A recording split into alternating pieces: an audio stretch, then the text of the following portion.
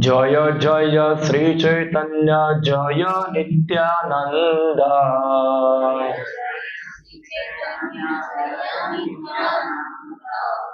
जय जय श्री चैतन्य जय नित्यानंद।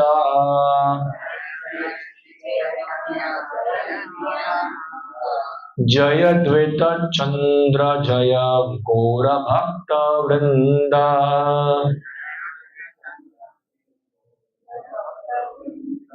जय द्वैत चंद्र जय गौर भक्त वृंद।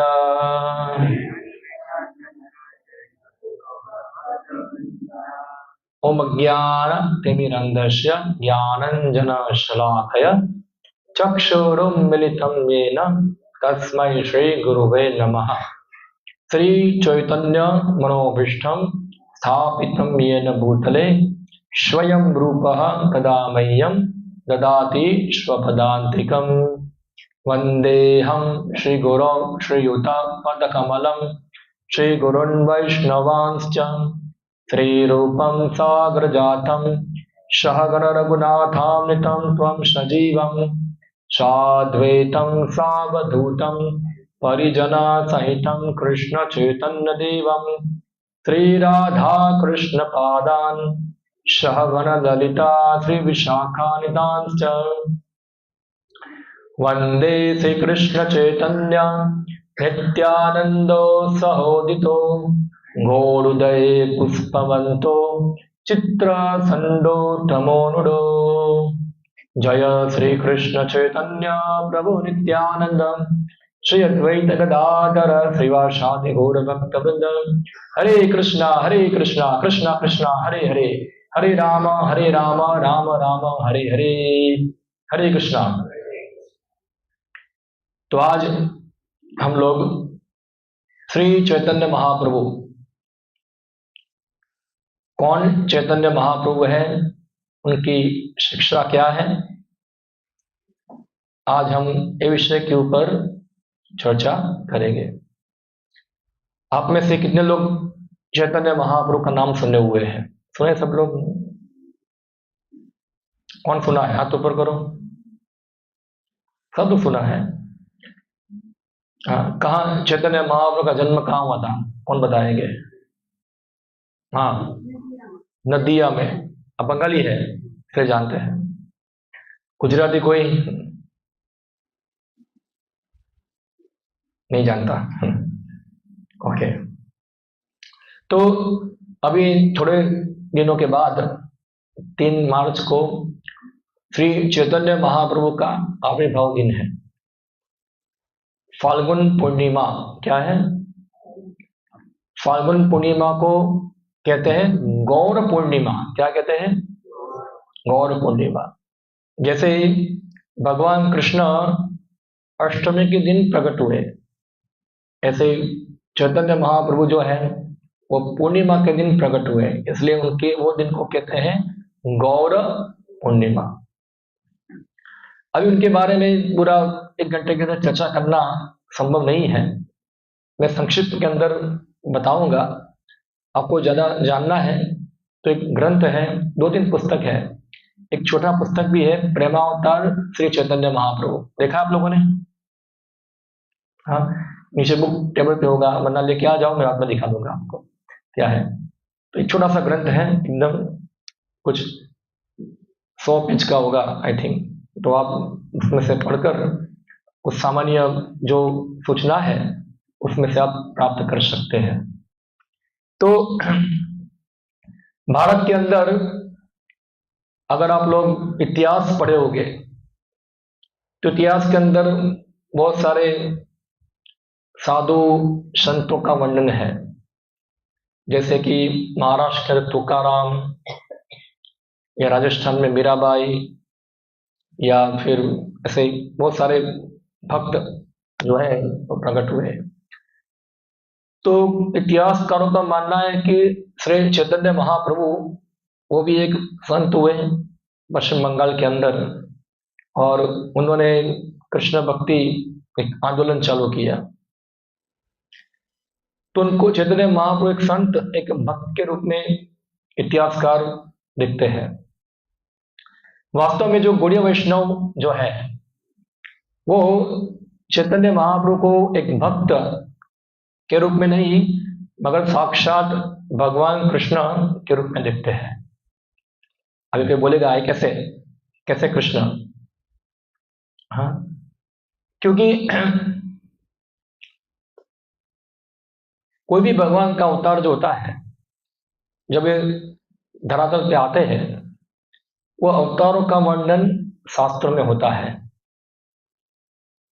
कोई बोलेगा ऐसे बहुत सारे लोग अपने आप का अवतार बोलते हैं, ये भी कोई ऐसा ही होगा। जैसे बंगला में कहते हैं जो तो गाओ तो भगवान, जितना गांव है इतना क्या है, इतने भगवान है। हाँ, तो हर गांव में एक एक भगवान होगा। और आजकल तो भगवान बनना क्या है बहुत आसान है। कोई व्यक्ति थोड़ा जादू करेगा और लोग क्या सोचेंगे ये भगवान है। हाँ, वो लोग मूर्ख है। लोग कोई व्यक्ति 2 ग्राम या तो एक कुछ मुंह में सोना निकालेगा और उसको भगवान मानते हैं। हजारों हजारों टन सोना जमे से निकलता है वो भगवान को स्वीकार करते नहीं। 2 ग्राम 3 ग्राम सोना निकालेगा उसको भगवान बोलते हैं। या राख की विभूति निकालेगा या तो ऐसे ही कुछ आशीर्वाद देगा, जाओ तुम्हारा हो जाए, हवा में गोलीबार करते अगर लग गया वरना हरे कृष्णा। और लोग जो थे वास्तव में भगवान को जानने के लिए इतने गंभीर में नहीं है। लोग जो है सोचते भगवान क्या है, हमारा सब समस्या दूर करने की एक मशीन है, क्या है। हाँ, हम जाके कोई भी अवतार जो सोकल साधु जो अपने आप को भगवान बताता है उसको हम कुछ बोलेंगे, थोड़ा पैसा देंगे, वो हमारा प्रॉब्लम सॉल्व कर देगा। मगर एक चीज आप वो भगवान है कि नहीं है उसको परीक्षा करने के लिए जा सकते हैं। एक चीज है उनको बोलने का, हे भगवान जो अपने आप को भगवान बोलते हो, तुम मुझे जन्म मृत्यु जरा व्याधि के चक्र से मुक्त कर दो। फिर वो भगवान क्या बताएगा, देखो आप क्या है, वो खुद जन्म मृत्यु जरा व्याधि के चक्र में फंसा हुआ है, वो आपको कैसे मुक्त कर पाएगा। हाँ, तो ये सब पाखंडी है। वास्तव में साधु के विषय में क्या है, सब पाखंडी है। और कलयुग के अंदर ऐसे पाखंड का कमी नहीं होता है, बहुत पाखंड है, बहुत पाखंड है। बहुत कम आपको सही चीज समझने को मिलेगी, वरना चारों दिशाओं में क्या पाखंड है। आप देखो कौन सा घी ज्यादा बिकता है, शुद्ध घी या अशुद्ध घी? क्यों क्यों बिकता है? सस्ता है। लोगों को सस्ता भी चाहिए और असली भी चाहिए। संभव है?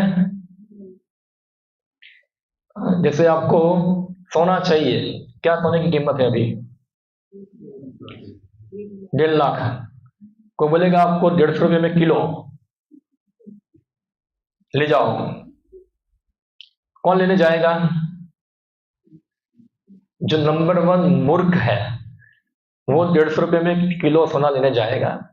ऐसे ही कोई बोलेगा मैं भगवान हूं आ जाओ मेरे पास, तो कौन जाएगा?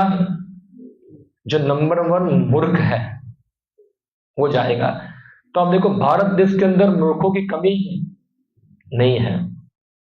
हाँ, सब कितने मूर्ख है, जहां उसको कोई भौतिक लाभ मिला वो वहां चला जाएगा। गंभीर नहीं है क्या सही क्या गलत वो जानने के लिए। तो जैसे सोना सही है कि गलत है, कैसे बजा ओम छुम छुम छुम छुम बंद हो जाए ऐसा भगवान कोई करेगा तो क्या बोलेंगे, इसको भगवान बोलेंगे ऐसा है। मेरे पास शक्ति नहीं है वरना कर देता सबका मोबाइल जाम हो जाए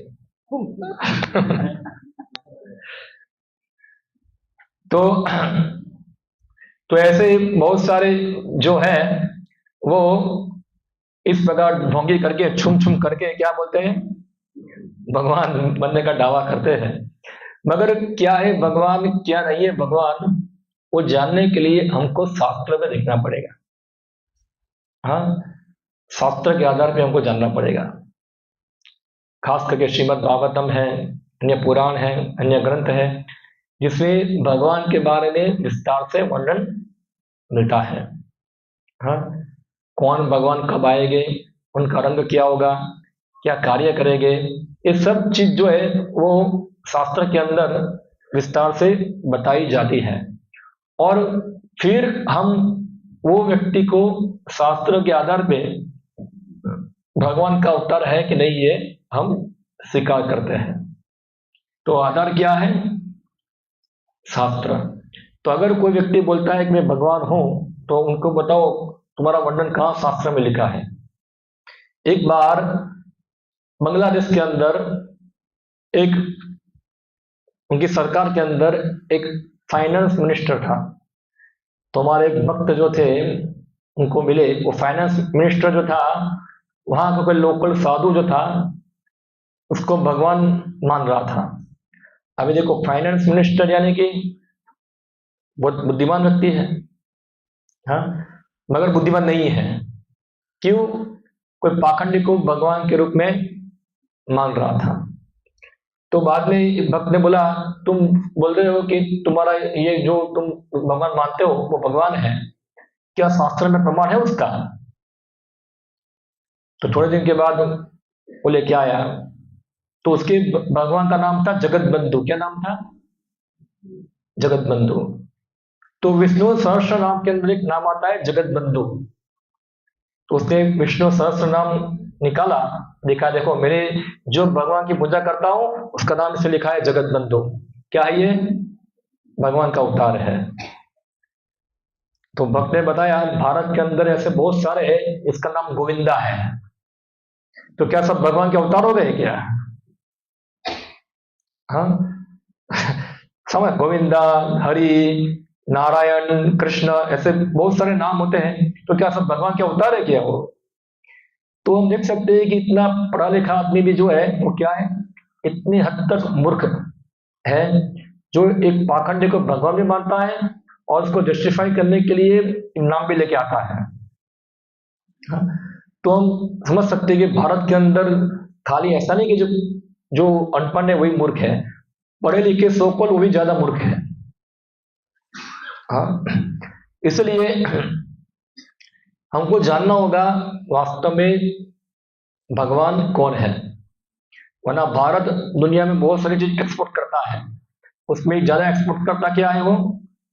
ऐसा नकली भगवान बहुत एक्सपोर्ट होते हैं बाहर सब। तो इसलिए हमको शास्त्र के आधार पे जानना होगा। तस्मात् शास्त्रम प्रमाणम च।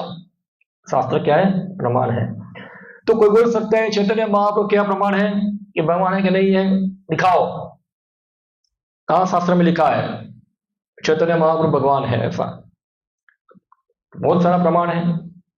हाँ, तो हम देखते हैं खास करके 10 अवतार ज्यादा प्रख्यात है, 10 अवतार ज्यादा फेमस। ऐसे बहुत सारे अन्य अवतार भी हैं जो भागवतम में उनका वर्णन होता है, जो हम जानते नहीं है। पृथु महाराज जानते सब लोग, ऋषभदेव, ये सभी भगवान के अवतार इतना फेमस नहीं है जितने 10 अवतार है।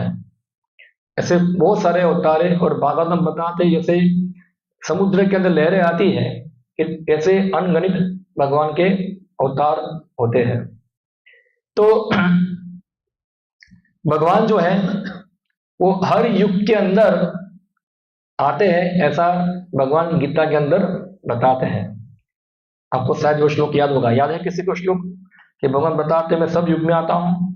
कौन बताएंगे?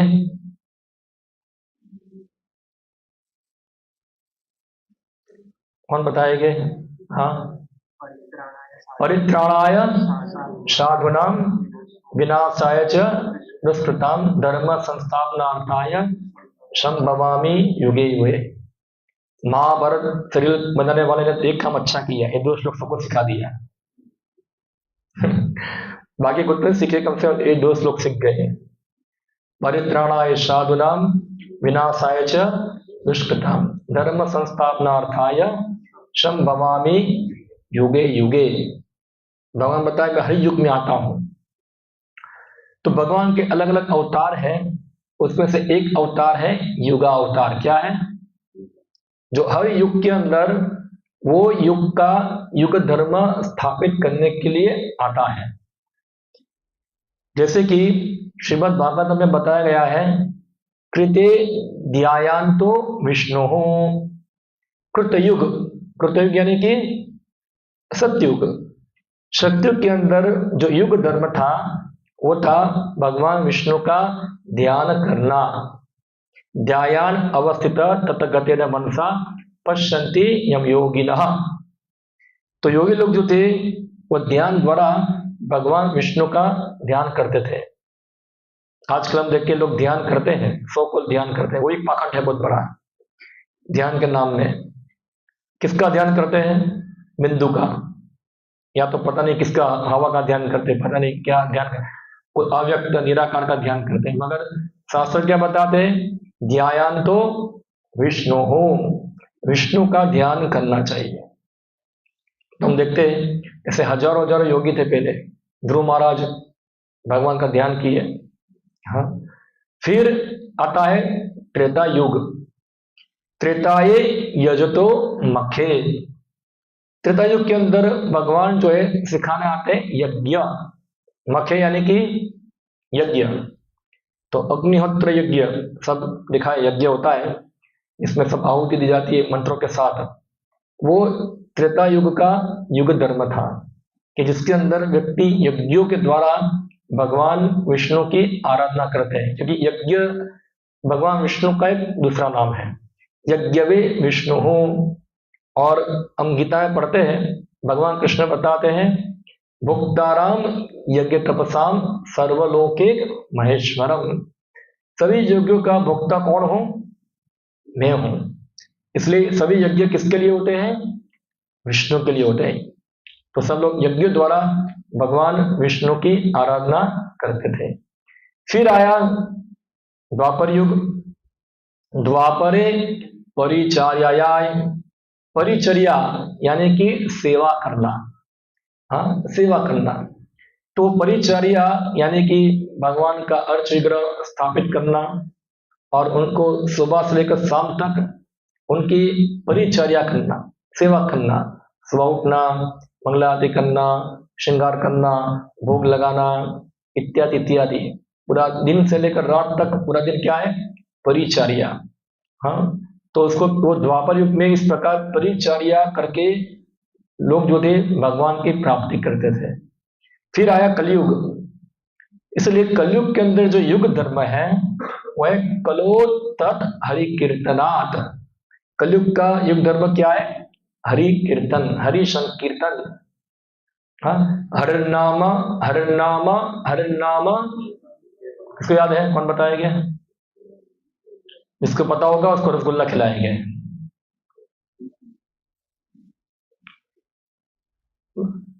बोलो, कौन बोलेंगे? हर नाम हर नाम हर नाम एव केवलम, एव केवलम। फिर कलो नास्तेव नास्तेव नास्तेव गतिर अन्यथा। हाँ, कितनी बार बोला है? क्यों 3 बार बोला है? क्यों 3 बार बोलना पड़ता है? मोबाइल बंद करो, मोबाइल बंद करो, मोबाइल बंद करो। 3 बार बोलेगे तो क्या होगा? वो चीज की महत्वता पता चलेगी। ऐसे हरिनाम हरिनाम हरिनाम एवं केवलम। केवल कलयुग के अंदर क्या है? हरिनाम, यानी कि कर्म द्वारा नहीं हरिनाम, न ज्ञान द्वारा नहीं हरिनाम, न योग द्वारा नहीं, केवल केवल हरिनाम के द्वारा। कलयुग के अंदर उसके अलावा और कोई उपाय नहीं है, कोई उपाय नहीं है, कोई उपाय नहीं है। नास्तेव नास्तेव नास्तेव गतिर अन्यथा। इसके अलावा और कोई उपाय नहीं है। जोर देके बोला है ये। हाँ, तो कलयुग का युग धर्म क्या है? संकीर्तन यज्ञ। तो जैसे भगवान हर युग के अंदर युग धर्म स्थापित करने के लिए आते हैं, तो कलयुग के अंदर भी भगवान युग धर्म स्थापित करने के लिए आते हैं। तो इससे पहले भगवान कृष्ण आके चले गए। भगवान कृष्ण ब्रह्मा जी के एक दिन में एक बार आते हैं। ब्रह्मा का एक दिन कितना बड़ा होता है, इसको गिनती आती है? अभी निकालो मोबाइल अपना, चलो मैं गिनती कराता हूं आपको, करो।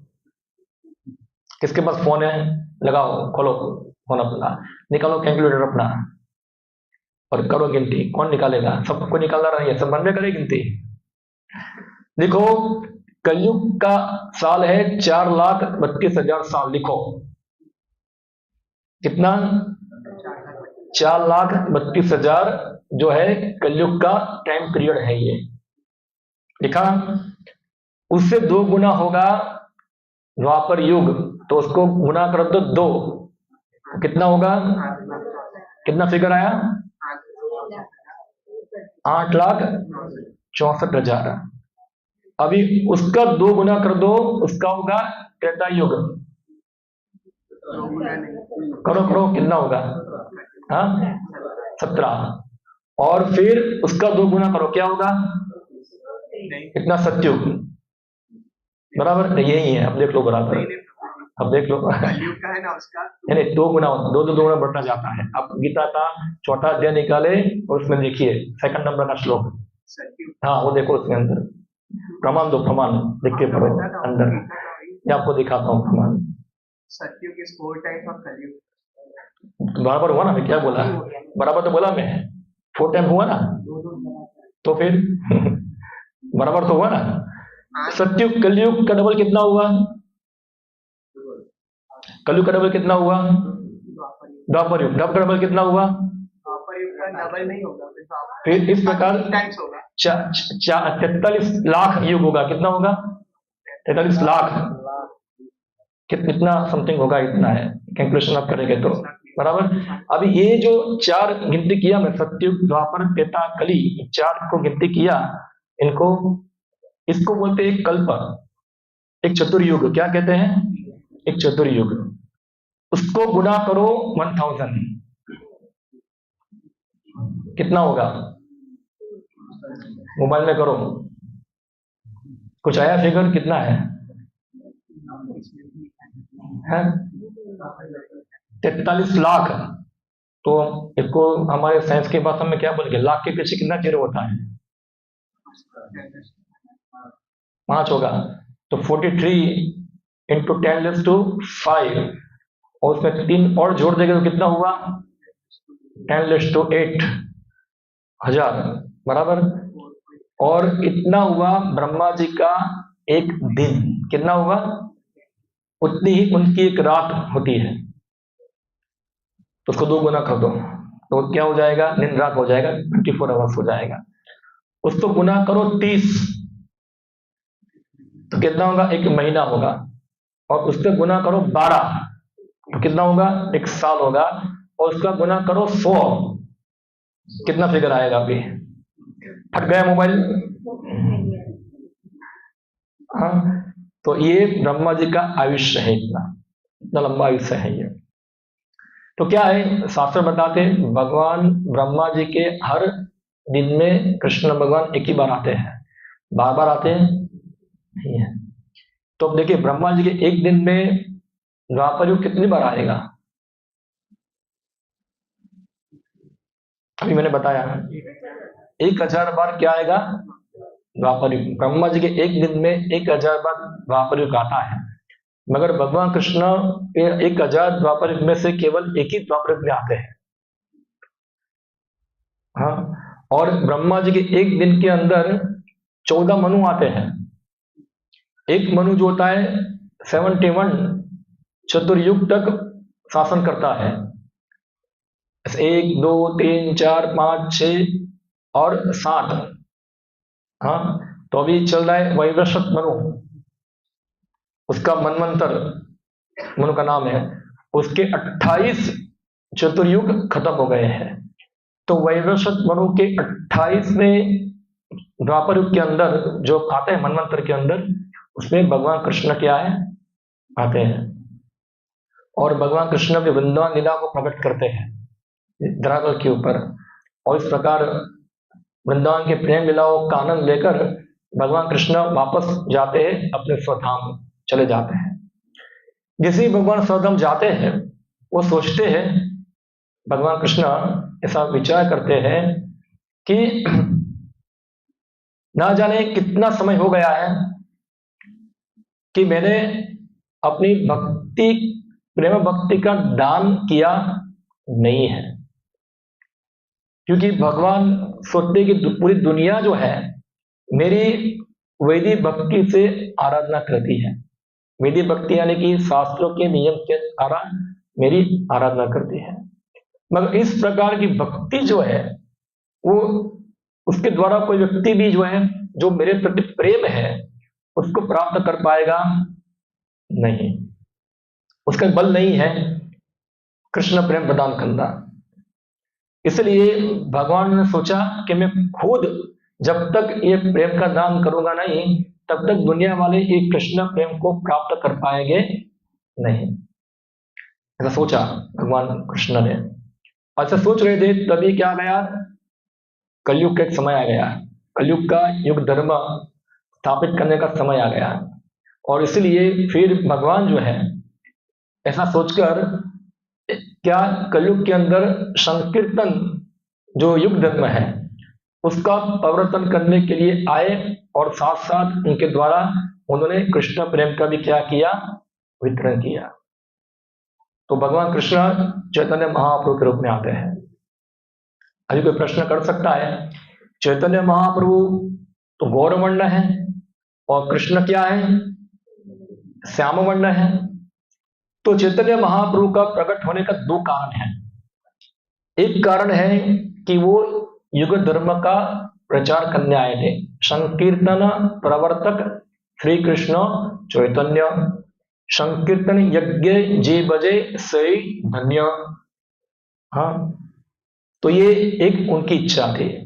दूसरी इच्छा थी चैतन्य महाप्रभु की, कृष्ण भगवान की, जब भगवान कृष्ण ने देखा फ्लोर के ऊपर फर्श होता है ना मार्बल का, उसमें अपना ही प्रतिबिंब देखा, अपना ही मुख देखा, और ये मुख को देखकर कृष्ण ने सोचा, ओ इसलिए ये मुख कितना सुंदर है, इसलिए मेरे भक्त जो है मेरे मुखार बिंद का क्या करते हैं, रसास्वादन करते हैं।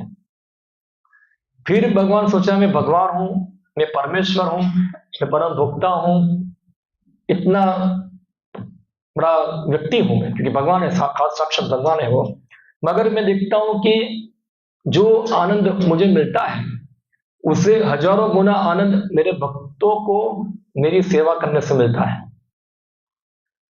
ऐसा भगवान कृष्ण ने सोचा। भाई भगवान जो है उनको अब भक्त का आनंद लेना है, तो भगवान बन के कभी ले पाएंगे नहीं, उनको क्या बनना पड़ेगा, भक्त बनना पड़ेगा। और खास करके उन्होंने व्रज गोपी जो है, जो कृष्ण के लिए उनका उत्कृष्ट प्रेम जो है पूरा, भगवान कृष्ण समझना चाहते हैं कि व्रज गोपिया और व्रज गोपी के अंदर भी जो खास करके राधा जो है, क्या मेरे अंदर ऐसा है कि राधा जो है इतना मेरे नाम रूप गुण लीला का रसास्वादन करती है, ऐसा क्या है, तो क्या राधा फील करती है मुझे प्रेम कर कर, ऐसा भगवान कृष्ण ने सोचा। अरे भगवान कृष्ण कैसे साइकोलॉजी जान पाएंगे, संभव है जानना, वो तो भगवान है, सब कुछ जान सकते हैं। हाँ, इसलिए उनसे कोई चीज छुपी रह सकती नहीं है। तो उन्होंने इस प्रकार, क्या राधा अपने हृदय के अंदर महसूस करती है, वो भगवान कृष्ण को जानने की इच्छा हुई।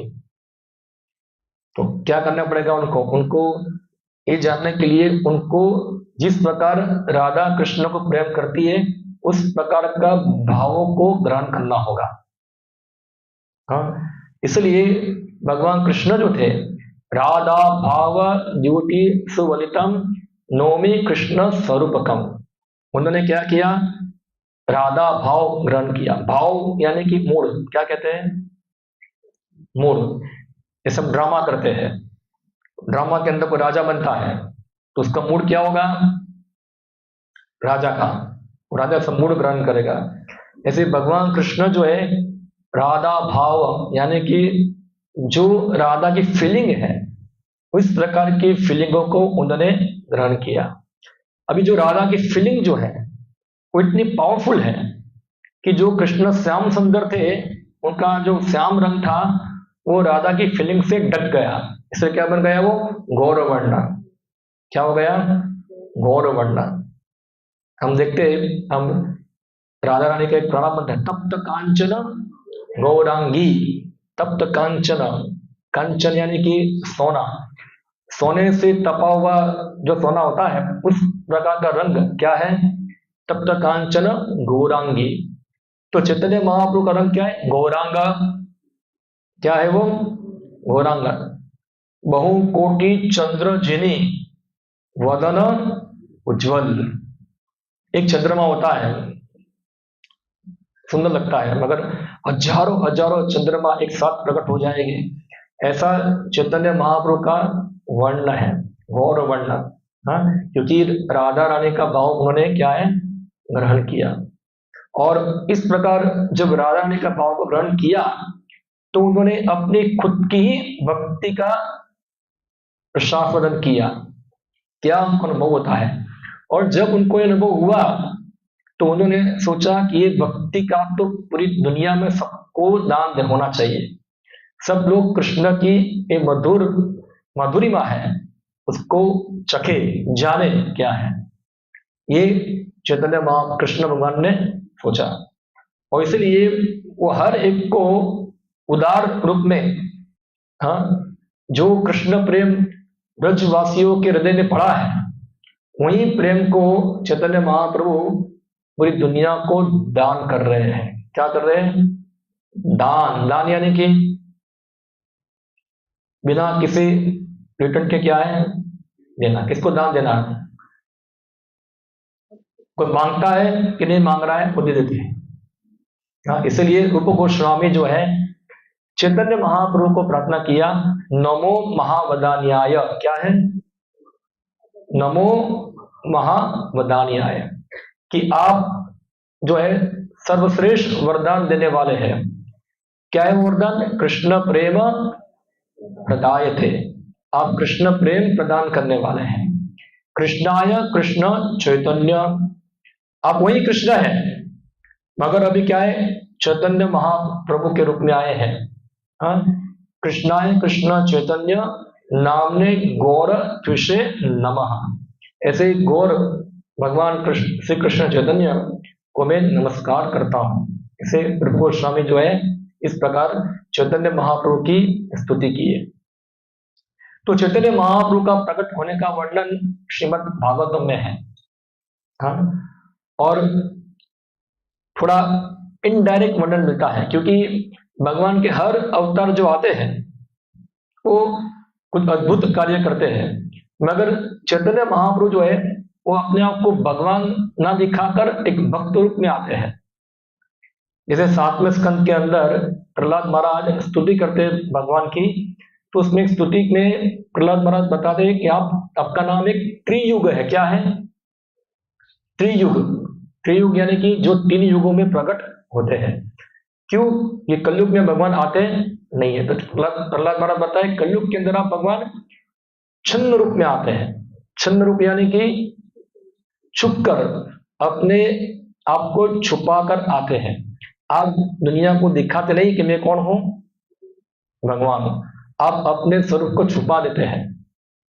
हाँ, तो इस प्रकार कलयुग के अंदर भगवान जो है, कृष्ण जो है, वो अपना स्वरूप छुपा दिया। किससे छुपाया, राधा भाव से छुपा दिया। हाँ, और इस प्रकार एक भक्त जैसा व्यवहार किए। हाँ, मैं भक्त हूं, भगवान का मूड नहीं, भगवान का मूड क्या है, मैं भक्त हूं, ऐसा कृष्ण भगवान है उसका भक्त। तो इस प्रकार चैतन्य महाप्रभु जो है ये जो है पूरा भक्ति खुद चखने और उसका वितरण करने के लिए आए। जैसे गीता के अंदर भगवान कृष्ण बताए, सर्वधर्मान परित्यज्य मामेकम शरणम व्रज। सब प्रकार की एंगेजमेंट को छोड़कर केवल कृष्ण भक्ति ग्रहण करो। ये भगवान कृष्ण का चरम आदेश है पूरा ये। मगर भगवान कृष्ण के जाने के बाद कोई समझ पाया नहीं। इसलिए चैतन्य महाप्रभु के रूप में, क्योंकि भगवान कृष्ण जैसे हम कोई बच्चा है उनको कुछ सिखाना है तो क्या करना पड़ेगा, कई बार टीचर जो होते हैं वो विद्यार्थी बन जाता है। हाँ, जैसे स्कूल में सिखाते बच्चे को एक, तो बच्चे को एक लिखना नहीं आता तो टीचर क्या करेगा, पहले खुद क्या करेगा, एक बनाया गया ऐसा, तो क्या टीचर को एक नहीं आता है? हाँ, उनको आता है, मगर दूसरों को सिखाने के लिए क्या करना पड़ेगा, उसको एक से लिखना होगा।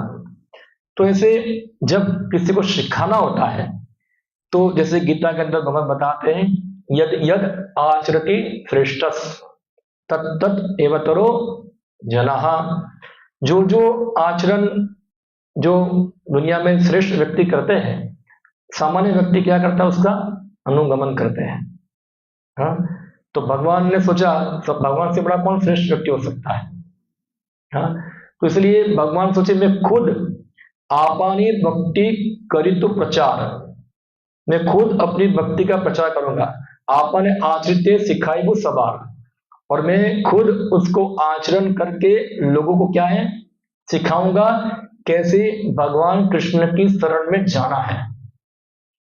श्री कृष्ण चैतन्य जीवे दो या कोरी, हाँ, श्री कृष्ण चैतन्य जीव पे दया करके आए और उन्होंने सिखाए शरणागति भगवत तेरा प्राण। हाँ, वो सभी जीवों को सिखाते हैं कैसे भगवान कृष्ण की शरण में जाना है। तो ये है, और इस प्रकार भागवत में बताए, कृष्ण वर्णम पिशा कृष्णम शांगोपांगाष्ट पार्षदम यज्ञे संकीर्तन प्राय यजंती ही सुमेध सह। तो कलयुग के अंदर जो भगवान कृष्ण है वो चैतन्य महाप्रभु के रूप में आते हैं, अवतार जो है उनके मुख से हमेशा क्या निकलता है, कृष्ण वर्णम, कृष्ण वर्णम, वर्ण इति वर्णम, जो क्या करता है डिस्क्राइब, अंग्रेजी में क्या कहे उसको डिस्क्राइब, यानी कि जो कृष्ण को गुनगुनाते हैं, उनके नाम रूप गुण लीला, इसको कहते हैं कृष्ण वर्णम। इनके मुंह में समय सही निकलता है, मगर त्विषा अकृष्ण, मगर उनका रंग जो है शरीर का वो क्या है अकृष्ण, यानी कि गौर वर्ण है, कृष्ण नहीं है।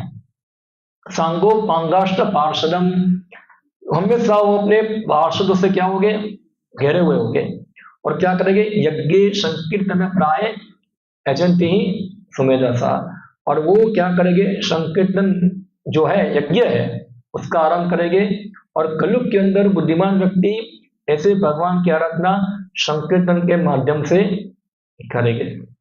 ये पूरा भागवत के अंदर श्लोक है। फिर चैतन्य महाप्रभु जो है इस प्रकार संकीर्तन आरंभ किया, संकीर्तन प्रवर्तक श्री कृष्ण चैतन्य। थोड़ा संक्षिप्त में मैं आपको चैतन्य महाप्रभु का जीवन चरित्र बताता हूँ, वो लंबा है मगर संक्षिप्त में बताता हूँ। चैतन्य महाप्रभु जब बंगाल में प्रकट हुए उससे पहले बंगाल के अंदर सब पाषंडी, यानी कि जो कृष्ण अभक्त है, जो केवल तर्क वितर्क में कर्म कांड में ही रुचि रखते थे, पूरे ऐसे लोग थे। वैष्णव लोग ज्यादा नहीं थे, सब धर्म जो था वास्तव में आच्छादित हो गया था। आज भी हम देखो बहुत सारे ब्राह्मण बंगाली है, सब कम्युनिस्ट हो गए हैं सब लोग। हाँ, आप देखोगे तो सब तो लिबरल कम्युनिस्ट सब होते हैं, तो उस समय भी ऐसा ही था। तो चैतन्य महाप्रभु एक महान भक्त उस समय अद्वैत आचार्य थे, जो ये सब चीज को देखकर उनको दुख होता था, किसी के मुख से भगवान का नाम निकलता नहीं था। सब लोग जो थे भौतिकवादी, बस खाओ पियो मजा करो, बस इसमें लगे हुए थे, कोई मुंह से भगवान का नाम बोलता नहीं था। और ये देखकर भक्तों को वो दुख होता था, और जो भक्त लोग भगवान का नाम लेते भी थे ये लोग बोलते थे ये सब क्या कर रहे हो, बंद करो, ये सब बेकार है, डिस्टर्ब कर रहे हो भगवान नाम लेके हमको, बंद करो ये सब। तो इस प्रकार पूरा समाज जो था भक्तिहीन हो गया था।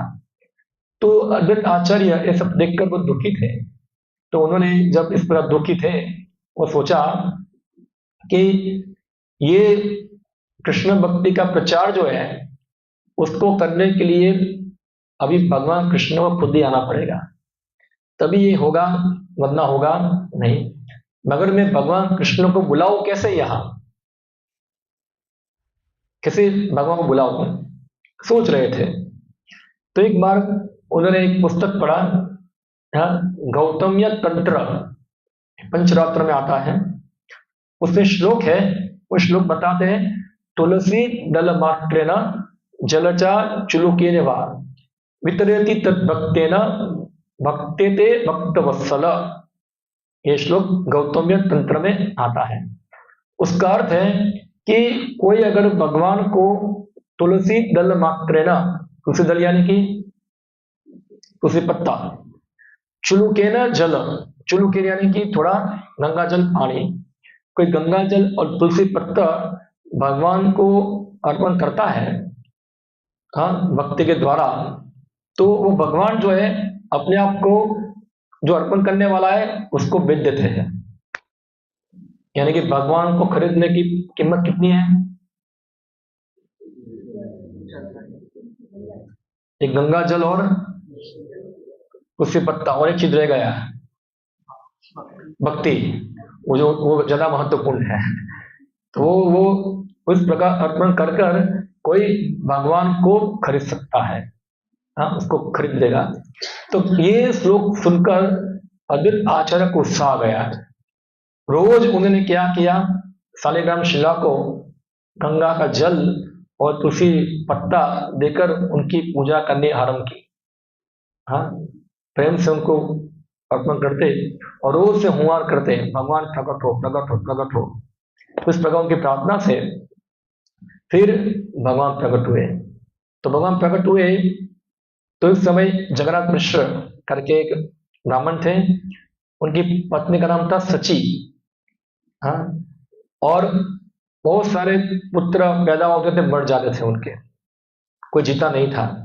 बाद में अंत में एक पुत्र जो था उनका जन्म हुआ, वो जीत रहा। उसका नाम रखा, क्या था, विश्वरूप।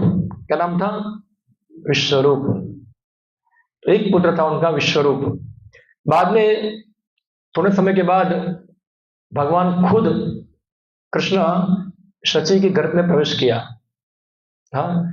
दोनों बताते हैं कि पूर्व काल में वो यशोदा और नंद थे, और कलयुग के अंदर जब भगवान आते हैं तो सबसे पहले अपने भक्तों को भेजते हैं नीचे, यहाँ। तो इस प्रकार सची और जगन्नाथ मिश्र जो थे वो चैतन्य महाप्रभु को जन्म प्रदान करने के लिए आए। और जब चैतन्य महाप्रभु का जन्म होने वाला था उस समय चंद्र ग्रहण हुआ। क्या हुआ, चंद्र ग्रहण कब हुआ, जब चंद्र उगा है तब क्या लगा उसको, ग्रहण लग गया। राहु ने चंद्र को खा लिया। क्यों, तो बताते गौड़ चंद्र जो है उसके सामने ये चंद्र की आवश्यकता नहीं है, उसको खा लो। तो आज इस बार भी सौभाग्य से क्या है, चंद्र ग्रहण है, हाँ, जब गौड़ पूर्णिमा है उसी दिन क्या है, और टाइम भी वही है, 6 बजे के आसपास ही चंद्र ग्रहण है पूरा।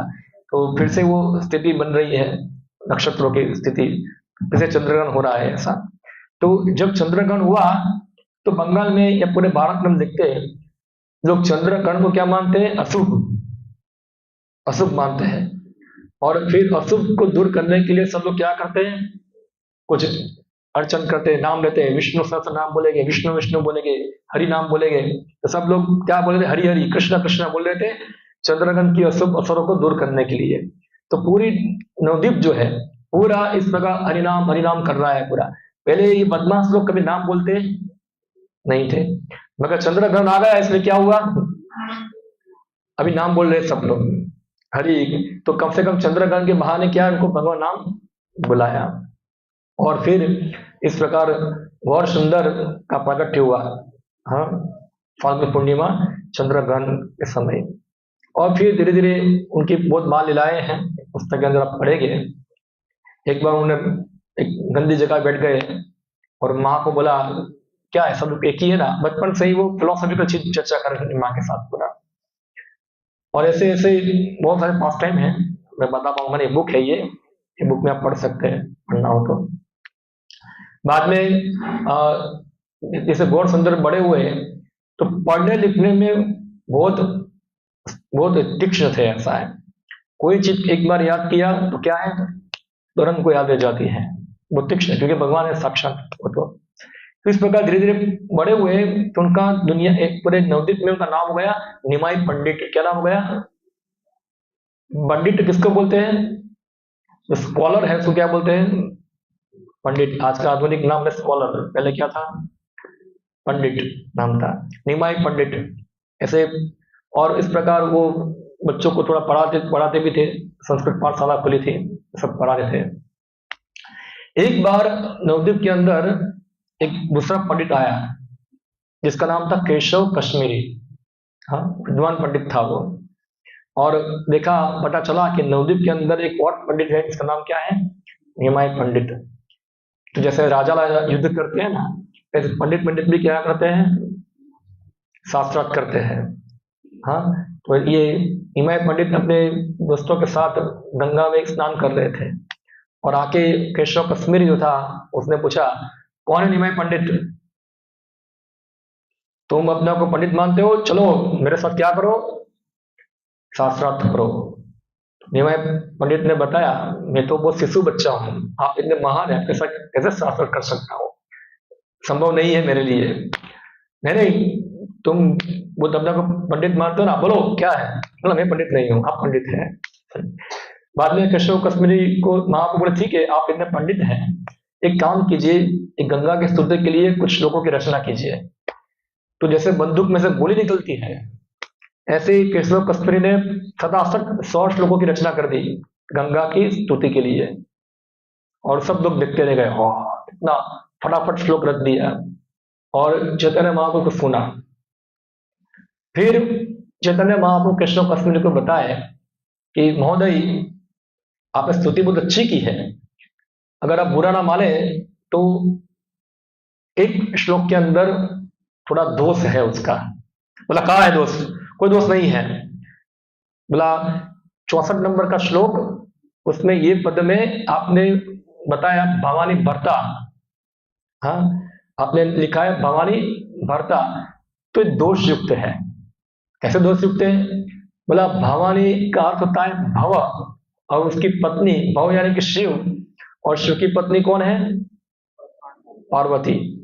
तो भवानी शब्द का अर्थ क्या होता है कि वो जिसका पति कौन है?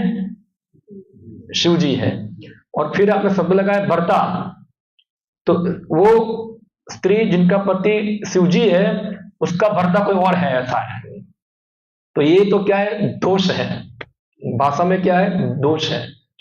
चैतन्य महाप्रभु ने बताया और केशव कश्मीरी पूरा दंग रह गया कि मैं बंदूक की गोली की तरह सब श्लोक बोल दिए, उसने कैसे ही इसको पकड़ लिया। तो चैतन्य महाप्रभु ने बताया, कुछ लोग श्लोक बोलने में एक्सपर्ट होते हैं, कुछ सुनने में एक्सपर्ट होते हैं, ऐसा है। वो याद रख देते हैं पूरा, ऐसा है। तो मुझे याद रह गया इस प्रकार। और फिर वो लज्जित हुआ और घर जाके सरस्वती का महान भक्त था, पूरी रात सरस्वती के सामने जाके रोया। बोला एक बच्चे के सामने में हारा, ऐसा है, मुझे लज्जा हुआ। पूरे इतना बड़ा पंडित, एक बच्चे ने उसको क्या कर दिया? शर्मा दिया पूरा। क्यों ऐसा हुआ? क्यों ऐसा हुआ? क्या सरस्वती माता मुझसे नाराज हो गई है? और सरस्वती के सपने में आती है, बोलती है, तुम जो बच्चों से आए हो वो बच्चा नहीं है, तुम्हारा और मेरा बाप है ये भगवान खुद है। तुम भगवान से हारे हो, तुम्हारा सौभाग्य है, जाओ सुबह जाकर क्या करो, उनको शरणागत हो जाओ आके। और केशव कश्मीरी आके चैतन्य महाप्रभु शरणागत हो गया। फिर चैतन्य महाप्रभु अपने पाठशाला खुली थी, उन्होंने वहां संस्कृत सिखाते थे सब बच्चों को, गांव के बच्चों को। और उनका संस्कृत सिखाने का जो ढंग था वो पूरा भक्ति भाव वाला संस्कृत था। बहुत बढ़िया ग्रामर सिखाते थे कि जिससे व्यक्ति संस्कृत का ग्रामर भी सीख जाए और साथ साथ भक्ति के सिद्धांत भी समझ जाए। से उदाहरण मैं आपको दूं तो एक होता है संस्कृत भाषा, कोई वर्णमाला होती है ना, तो वर्णमाला में एक स्वर होता है और क्या होता है? व्यंजन। तो व्यंजन किसको बोलते हैं?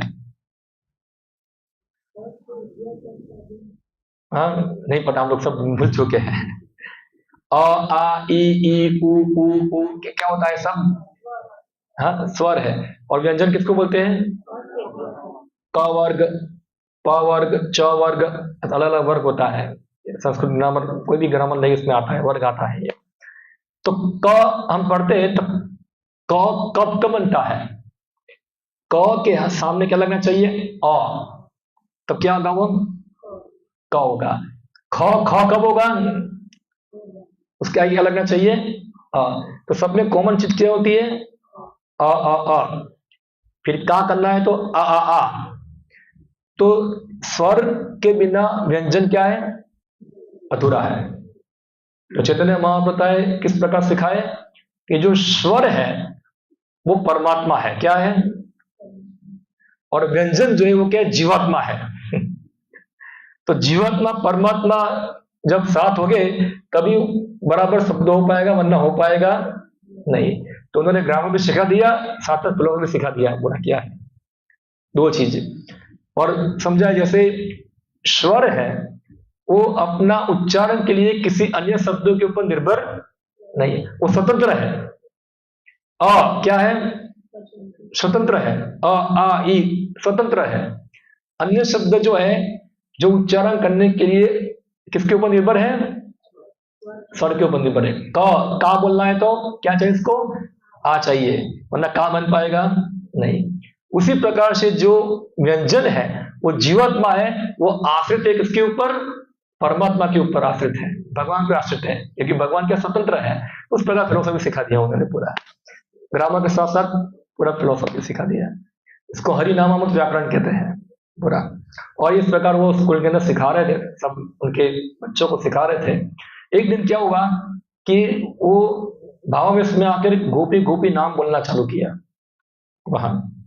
तो जो उनके साथ बच्चे पढ़ रहे थे वो चैतन्य महाप्रभु बोले, क्या गोपी गोपी बोल रहे हो, कृष्ण कृष्ण बोलो, ये क्या पागल जैसा गोपी गोपी बोल रहे हो? तो वो लोग क्या थे, महाप्रभु के भाव को समझ रहे नहीं थे। तो महाप्रभु क्या किया, सब बच्चों को मारने के लिए डंडा लेके दौड़े उनके पीछे, और सब बच्चे भागे भागे भागे। और फिर किसी तरह महाप्रभु को किसी ने पकड़ लिया। फिर सब बच्चों लोग ने मिलकर डिसाइड किया, अगर निमाई कुछ गलती करेगा हम सब मिलकर उसको मारेंगे, ऐसा है। तो महाप्रभु जब सुना कि यार ये लोग तो गलत समझ रहे हैं मुझे पूरा, मैं तो आया हूँ सबको प्रचार करने के लिए कृष्ण भक्ति का, मगर इस प्रकार लोग मेरा अपराध करेंगे तो भक्ति से दूर जाएंगे वो लोग। तो इसलिए उनको अपराध से बचाने के लिए महाप्रभु ने मनोमन सोचा कि मुझे क्या करना है। तो उसी में नजीक गांव में कटवा कर गांव है बंगाल में, वहां एक सन्यासी आए गए, इसका नाम था केशव भारती। हाँ। तो चैतन्य महाप्रभु छुपके से उनके पास गए और बोले मुझे सन्यास चाहिए। अभी चैतन्य महाप्रभु की उम्र उस समय कितनी थी? 24 साल। उनसे पहले उनके पिताजी का देहांत हो गया, उससे पहले उनका भाई जो था वो सन्यास लेके चला गया था, विश्वरूप। तब माता पिता वो दुखी हुए थे। महाप्रभु बताए कोई बात नहीं, मैं आपको ध्यान रखूंगा। और महाप्रभु का शादी होता है। हाँ, उनकी पहली पत्नी का नाम था लक्ष्मी प्रिया, मगर लक्ष्मी प्रिया एक बार सर्पदंश के उसकी मृत्यु हो जाती है। फिर महाप्रभु दूसरा विवाह करते हैं, उसका नाम है विष्णु प्रिया। मगर 24 साल की उम्र में क्या हुआ, जब देखा तो केशव भारती के पास जाके बोला मुझे क्या चाहिए? संन्यास चाहिए। और पूरा वर्णन है चैतन्य भागवत के अंदर कि चैतन्य महाप्रभु सुंदर बाल थे, हाँ गुलगुले बाल थे उनके, और सब बालों को काट रहे थे। तो जो कुछ सब भक्तों को बताया था महाप्रभु ने, 2-3 भक्तों को बताया था, नित्यानंद मुकुंद ये सब थे वहां, सब देख के रो रहे हैं। हाँ, क्या इतना सुंदर भगवान का बाल था, अभी क्या है मुंडन हो रहा है उनका ऐसे। और इस प्रकार चैतन्य महाप्रभु को नाम दिया कृष्ण चैतन्य। क्या नाम दिया? पहले क्या नाम था उनका? निमाई विश्वम्बर नाम था, अभी क्या बन गए? कृष्ण चैतन्य नाम हुआ। और संन्यास ग्रहण करके ही वो चले गए वृंदावन के जाने के लिए। मगर नित्यानंद प्रभु जो थे उनको भटका लिया और उनको लेके आ गए शांतिपुर, जो नजीक है नवद्वीप के। और बोला एक बार सब भक्तों को मिल लो, यहाँ तुम जा रहे हो उससे पहले क्या एक बार सब भक्तों को मिलो। तो अद्वैत आचार्य से भक्तों को बुलाया, चैतन्य महाप्रभु की माँ को भी बुलाया कि एक बार माँ को मिल लो, ऐसा है। तो उनकी माँ सची माता भी वहां आ गई। बोला बेटा तूने संन्यास ले लिया, अभी क्या? बेटा बोला, माँ देखो मैंने तो भोग बना के कर लिया, अभी क्या करूँ, वापस आ जाऊँ? बोला वापस नहीं आना है, तुम जो जहां जा रहे हो वहां ठीक से रहो, मगर मेरी एक इच्छा है कि मेरा बड़ा लड़का तो संन्यास लेकर चला गया, उसका कोई समाचार नहीं है, पर तुम कम से कम कहाँ रहो, जगन्नाथपुरी में रहो, तो वहां से मुझे तुम्हारा समाचार क्या है मिलता रहेगा। तो चैतन्य महाप्रभु की माँ की बात मान ली, और बाद में वो कहाँ अपना हेडक्वार्टर कहाँ बनाया, जगन्नाथपुरी। फिर जगन्नाथपुरी से वो गए दक्षिण भारत प्रचार करने के लिए, पूरा भ्रमण किया, 2 बार गए, एक बार वृंदावन गए, हाँ, 4 खंड के रास्ते से गए, पूरा पशु चित्र भी है मेरे पास, आपको दिखाता हूँ से।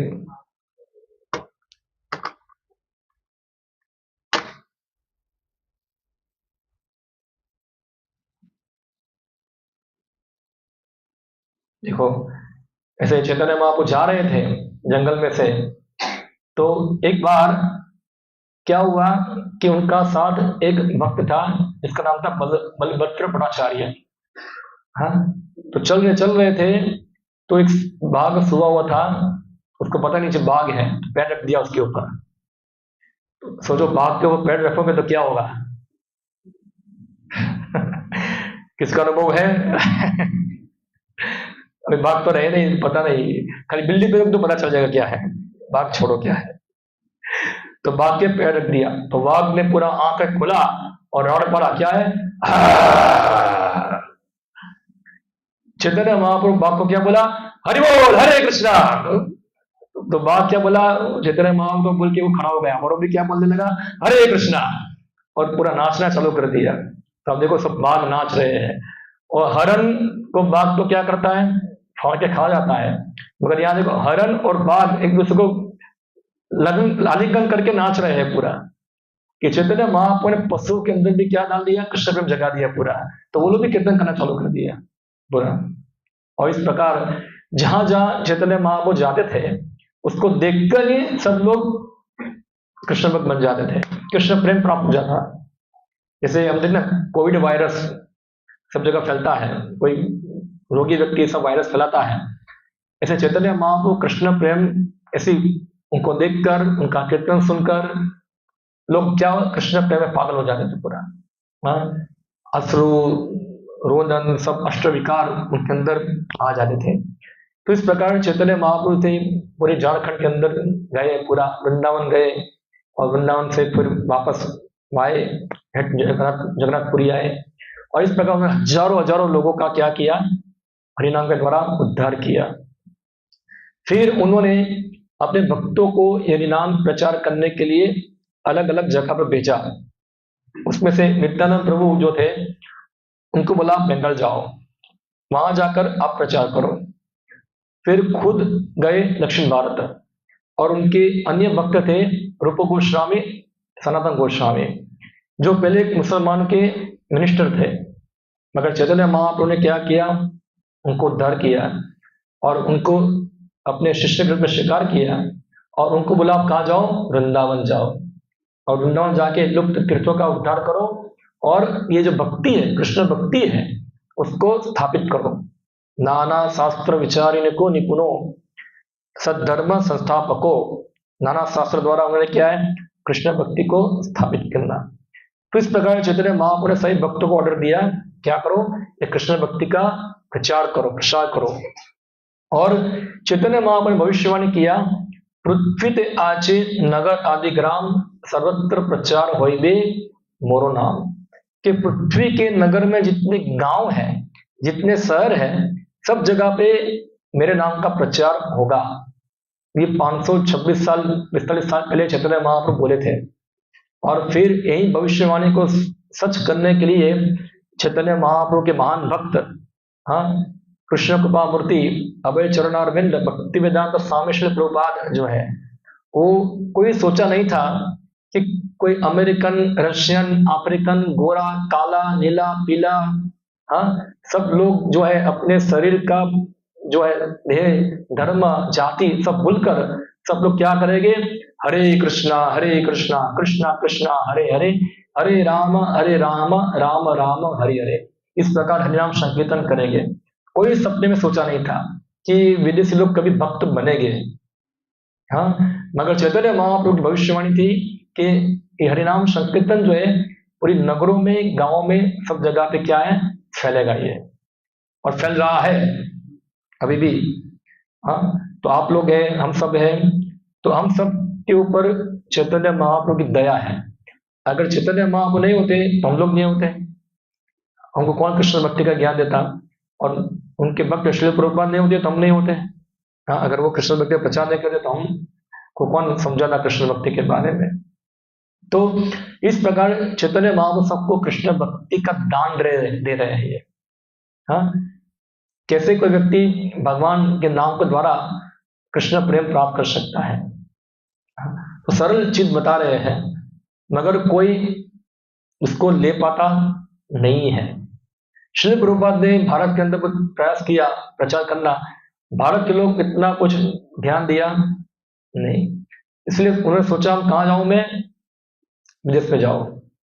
फिर भारत के लोग हर चीज को मेड इन इंडिया को अच्छा मानते नहीं है, वो क्या चाहिए, मेड इन यूएसए या तो मेड इन यूके, वो चीज को ज्यादा महत्व देते हैं। आजकल हम देखते हैं सही माँ बाप जो है बच्चे को इंग्लिश मीडियम में पढ़ाना चाहते हैं, क्यों, कहां से आया ये, मेड इन यूएसए। कोई चाहता है कि हमारा बच्चा संस्कृत सीखे, ये सब बेकार है, अंग्रेजी बोलना सीखो। बाबू क्या बोलते हैं उसको, एक हमारे देसी भाषा में बाबू, अंग्रेज बाबू, सबको बाबू बनना है, क्या है ये। हाँ, तो ये जो ये इस प्रकार, क्योंकि हमारा मस्तिष्क जो है 200 साल तक अंग्रेज लोगों ने राज किया, हमारे दिमाग में घुसा दिया है जो भी भारत में चीजें वो सब बेकार है, जो भी चीज भारत के बॉर्डर से बाहर आती है वो चीज क्या है, अच्छी है, वही हमारे दिमाग में घुस चुका है सब अभी तक। हाँ, इसलिए भारत के लोग अपने संस्कृति पे गर्व करते नहीं, एक किया धोती साड़ी सब पहनते, छोड़ो, क्या पहनो, चड्डा पहनो, बलमुड़ा पहनो, ऐसा है, जींस पहनो, पूरा फलाना पहनो, ढिकना पहनो, ये सब पहनो, ये सब क्या है, छोड़ो, ये सब प्रिमिटिव है, अमेरिकन बनो, ये सब क्या, बाल में छोटी बड़ी रखना, निकालो, सब खुला कर दो, या तो फिर ये लगा दो, पूरा लगा, पूरा पाश्चात्य जिस देशों का क्या करें हम लोग, अनुकरण। पहले लोग बैठ के खा रहे थे, अभी क्या है, बैठ के खाना क्या है, ये तो गवाह लोगों की बात है, खड़े खड़े खाओ, वो क्या है, सभ्य आदमी का क्या है लक्षण, जो खड़े खड़े खाता है वो सभ्य है, और हाथ को मुंह में डालना नहीं है, चमची चाहिए साथ में, ऐसा है। यही सीख के आए ना हम लोग, वही सिखा रहे हमको यहाँ से। हाँ, उसे उन्होंने क्या क्या घटिया चीज सिखा दिया हमको, हम चल रहे हैं ऐसा, और हम सोचते हैं कि हमारा संस्कृति क्या है, प्रिमिटिव है पूरा। तो इसलिए प्रभुपाद जी अमेरिका गए, जो जीन्स वाले चड्डा वाले उनका उतार कर उनको साड़ी धोती पहना दिया उनको वहां, और उनको लेके यहाँ आए, फिर देखो ये लोग पहन रहे हैं ऐसा, तो तुम भी पहनो उसका देख के। तो जो फिर क्या होता है, ये भारत वाले देखेंगे, अरे यार ये तो विदेशी लोग, ये माता जी साड़ी पहनती है, ये धोती पहनता है, सीखा है, माला है, तिलक है, हो कैसे हो गया, मांस नहीं खाते, जुआ नहीं खेलते, नशा नहीं करते, व्यभिचार नहीं करते, ओ कैसे हो गया।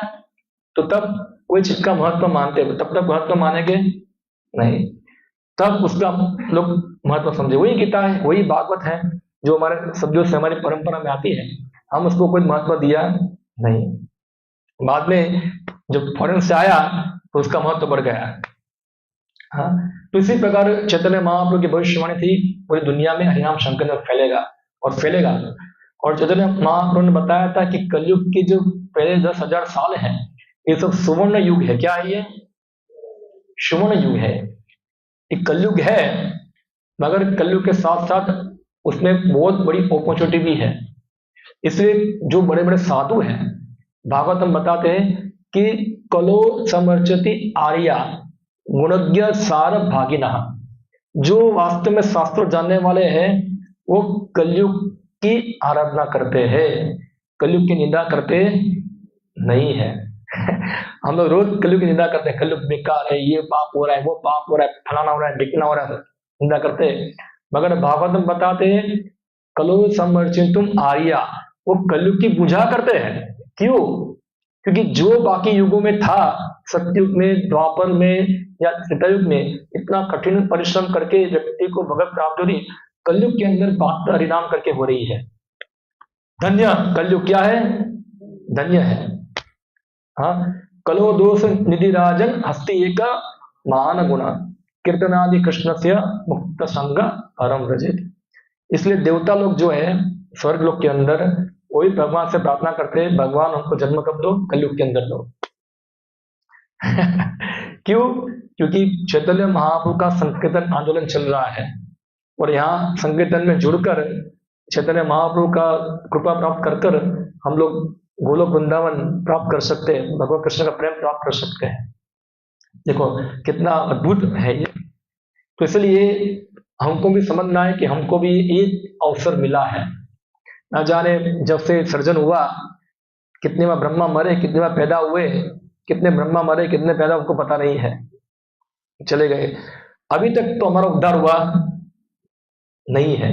अभी चांस मिला है हमको चैतन्य महाप्रभु कृपा से हरिनाम के द्वारा हमको वापस भगवत प्राप्ति करने का। तो ये अवसर को घुमाना चाहिए नहीं, हमको कृष्ण भक्ति को गंभीरता से ग्रहण करना चाहिए, जिस प्रकार हमको चैतन्य महाप्रभु कृष्ण भक्ति सिखा रहे हैं। हाँ, कृष्ण प्रेम चैतन्य महाप्रभु बताते हैं, कृष्ण विषय का प्रेम परम पुरुषार्थ, जार आगे ठुना तुलिया चारी पुरुषार्थ। कृष्ण प्रेम के सामने चारों चार पुरुषार्थ क्या है? धर्म, अर्थ, काम, मोक्ष तुच्छ है, तुच्छ है। तो इसलिए हमको चाहिए कि ये जो अवसर हमको मिला है उसको ले। कैसे प्राप्त करें हम लोग? तो सबको क्या करना चाहिए इसके लिए? सबसे पहले सबको हरे कृष्ण महामंत्र का जप कीर्तन करना चाहिए। आप में से कितने लोग हैं जो रोज हरे कृष्ण महामंत्र का जप करते हैं? हाँ, खाली हरे कृष्ण हो गया है। एक सिस्टमेटिक जप कीजिए, ये सब माला रखिए। हाँ, घर में 108 मनके वाली, 10 मनके वाली नहीं। हाँ, और फिर एक मनके के ऊपर हाथ रखकर हरे कृष्णा कृष्णा कृष्णा हरे हरे, हरे राम राम राम हरे, महामंत्र जप कीजिए। आप देखोगे, आप एक माला करोगे, 2 माला करोगे, 3 माला करोगे, आपको देखोगे आपकी धीरे धीरे चेतना शुद्ध हो रही है और आप धीरे धीरे प्रगति कर रहे हैं। और साथ साथ पाप कर्म छोड़ो। क्या है? नशा करना छोड़ दो। हाँ, कोई बोलेगा प्रभु चाय भी नशा है? हाँ, चाय भी नशा है। क्या प्रॉब्लम है चाय के अंदर? प्रॉब्लम नहीं तो क्यों पीते हो? छोड़ दो ना। हाँ, क्योंकि एक दिन चाय पिए बिना क्या होता है? सिर घूमता है। तो चाय का नशा छोड़ने के लिए क्या करना पड़ेगा? जो चाय में नशा मिलता है उससे बड़ा नशा लेना पड़ेगा आपको। हाँ, वो नशा क्या है? कृष्ण भक्ति का नशा है। वो चढ़ेगा तो नशा उतर जाएगा। हाँ, वो चाय वाला नशा उतर। और भी बहुत सारे नशे हैं जो हम लेते हैं, ऐसे एडिक्ट है हम लोग पूरा। धीरे धीरे सब नशा उतरेगा। रसो वर्जम रसो अप्यश परम दृष्टवा निवर्तते। हाँ, फिर मांस भक्षण नहीं करना है। हाँ, वो बोला प्रभु जी प्याज लहसुन भी नहीं खा सकते हैं? हाँ, नहीं खा सकते। क्यों? बोला उसकी जो प्याज लहसुन की जो प्रकृति है वो तामसिक होती है, जो हमारी चेतना पे उसका तामसिक प्रभाव होता है। इसलिए हमको सत्वगुण में रहना है, इसलिए हमको तामसिक प्रकृति वाला भोजन खाते नहीं है, नहीं खाना चाहिए। क्योंकि कैसे खाना बनेगा? तो आप लोग खाते मर जाते हैं, इधर प्याज लहसुन खाते मर गए सब लोग, अब जीवित है पूरा। हाँ, फिर जुआ नहीं खेलना है। हाँ, व्यभिचार नहीं करना है। तो ये सब जो नियम है ये सब घोर पाप है। ये सब पाप को छोड़कर क्या करना है? हरिनाम ग्रहण करना है। फिर भक्तों का संग करना है। जैसे कि आप लोग यहाँ आते हैं रेगुलरली, तो जितना भक्तों का संग करेंगे, सुनेंगे भगवान के बारे में, इतना आप तेजी से भगवान के तरफ प्रगति करेंगे।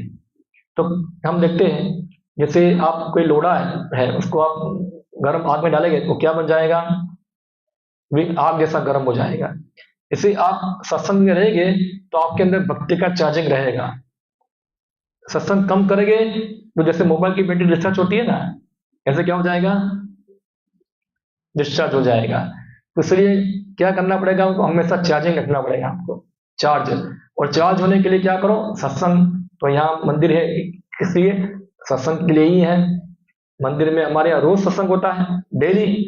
सुबह मंगला आरती होती है, भागवतम क्लास होता है, शाम को संध्या आरती होती है, शाम को भी प्रवचन होता है। तो उसमें आप सत्संग में जो नजीक वाले वो आ सकते, टाइम होता है उनके पास। जैसे ऑनलाइन भी होता है, कई बार ऑनलाइन भी टेलीकास्ट होता है। तो ऑनलाइन से अच्छा क्या है, ऑफलाइन अच्छा है। ऑनलाइन तो पूरा कई बार हमारी उंगली घूम जाएगी, किधर चले जाएगा और जगह पे, ऐसा है डाइवर्ट हो जाएगा, ऐसा है।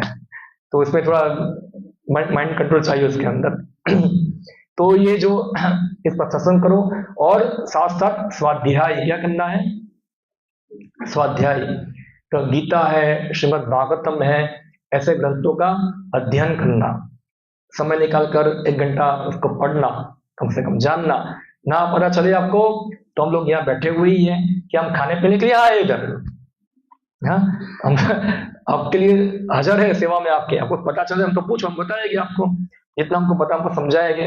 और इस प्रकार आप हमारा दिमाग खाओ आकर, हमको अच्छा लगता है दिमाग खाओगे तो हमारा ऐसा है। तो वरना हमको खाएंगे पिएंगे सोएंगे यूं चलेगा हमारा, तो यही है। तो आप पढ़ो, समझो ये सब चीज जानकर, और धीरे धीरे भक्ति में प्रगति करो, क्या है समझ कर। हाँ, वो सिंपल है। बहुत सारे सब भक्तों को चाहिए, जब पैसा है वो सब ग्रंथ खरीदने में लगाए, ग्रंथ पढ़ो, पढ़ सीख सकते हैं, सुनो, यहाँ आके सुन सकते हैं, कम से कम सुनना भी बहुत इजी है।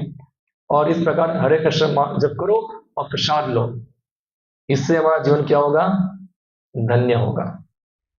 ओके, हरे कृष्णा।